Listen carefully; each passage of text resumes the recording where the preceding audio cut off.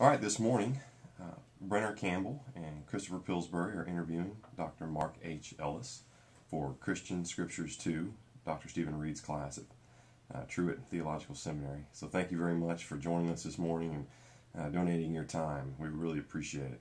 Well, thank you for coming. I'm looking forward to it. Great. Well, we'll jump right in. And we discussed earlier about the way Christians view the Old Testament Scriptures versus how a Jew would view the Hebrew Bible. Explain some differences in the relationship of prophesying in the Old Testament, how Christians take it to be Jesus Christ is the coming Messiah, and that Jews absolutely say, no, it's wrong guy, wrong place, wrong time. Well, the difference essentially is we only have one Bible. Mm. And it's interesting because Jesus only had one Bible. And Jesus had the same Bible I had. And that's important. Sure. For a variety of reasons. And so Jews don't see the Hebrew Bible as the beginning of a testament where there'll be another testament. But we do see it as the beginning of the people Israel. And then there's a continuity, at least in our mind, of that journey. The New Testament is usually seen as a break with that continuity or a fulfillment of it. But of course Jews don't see it that way. I do think it's important, though, to emphasize that Jesus had one Bible. It was our Bible, and it was the only Bible he needed. Which means, again, to emphasize the obvious, that Jesus was a Jew and not a Christian. That's right. And that everything he did, from my perspective, he did as a Jew. But when Christians get a hold of Jesus, everything he does, he was exceptional at, and in the Christian imagination, no Jew would do that. But rarely do you have somebody coming out of any religion and culture that doesn't do what some of his fellow or her fellow community members does. And often what they do is they crystallize aspects of it that are already there.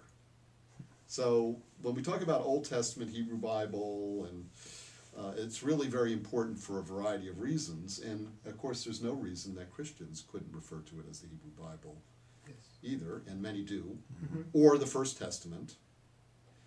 I've heard many different descriptions. You see a lot of Psalms that can relate to the exile of why did you, my God, why have you forsaken me? In view of that, what would you say is a similar contrast after the Holocaust for some of the writings that came out directed toward God? Well, one of the aspects of Jewishness that I'm most grateful for is this ability to argue with God, which is, as you say, goes right back to the Bible. And if you look at Night, Elie Wiesel's Night, which we read in the Holocaust class, his journey through Auschwitz, where he lost all of his family, and of course millions of Jews being killed in the Holocaust, really Night is an argument with God. But you can't really argue with God unless you're intimate with God. Now, Christians often have said that the difference between the old Israel and the new Israel is that for Jews, God is very distant, and for Christians, very, very present. But, that's, if I might say, ridiculous. Jews have been very, very close to God, close enough to argue with God, and close enough to say sometimes, that's it, I'm done. There was a trial that went on in one of the concentration camps where they put God on trial. Can you just talk a little bit about that? Well, there evidently were a number of places that this happened. And actually there's a relatively recent movie about this, which we've shown at the center. And, you had God on trial and those who spoke for God and against God. And in the end, often, God was convicted. And again, it shows the ability of Jews to say, all right, you said you would be with us as a people. You chose us. You were going to protect us. And we weren't perfect, certainly, but hey,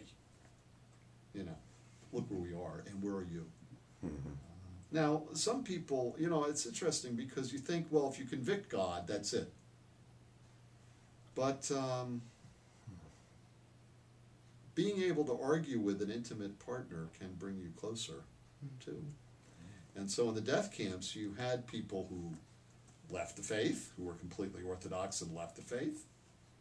You had people who were Orthodox who kept the faith, although it changed in some ways. And then you had people who, quote, didn't have a faith and became religious. So you had all sorts of things. When you're hit like that, you don't know what's going to happen. And actually, a lot of things happen. And there isn't a right or wrong. The people who said no to God were right. People who said yes to God were right.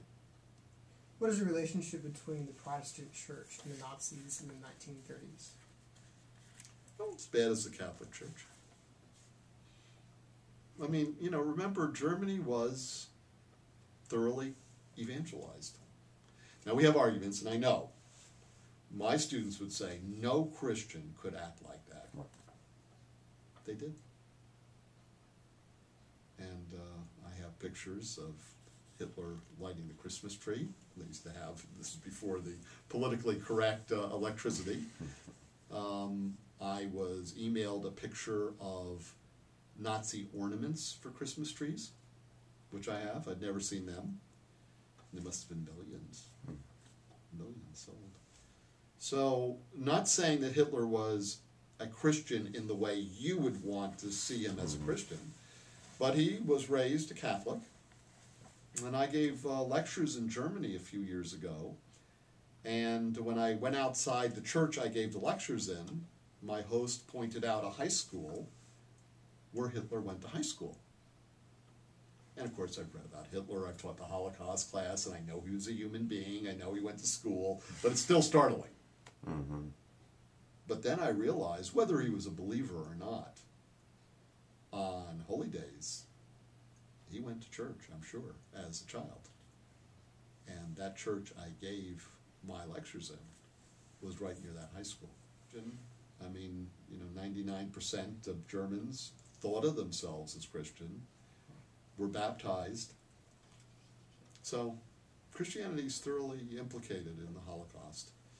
And, it's hard to read the Bible, say the Older Testament or the Old Testament, without thinking about that too. Here's how I would say the relationship between Christianity and the Nazis in relation to Jews. They agreed so much on the Jewish question that they couldn't distance themselves from the Nazis in relation to Jews. Christians needed Jews because Jews were what's been called the witness people for Christianity. That is, here we have the new Israel, so you need to have the old Israel, because the old Israel, which was Israel, carried the message and the promise in its canon, but also in its history. Mm-hmm. Then they said no. This is Christian interpretation. And now we have the new Israel. So we need Jews to testify to what Christians said is the truth. They said no, but that's a testimony. And then being punished for their no, and for Christians to be able to see them in ghettos, obviously punished by God, but also on earth, that again reinforced the rightness of Christianity. This is called the eschatological reserve. There's another element. You need Jews, the witness to the promise, the punishment for the no, but also even when the blind Jews see, that will be the sense that the second coming is going to happen. Mm-hmm.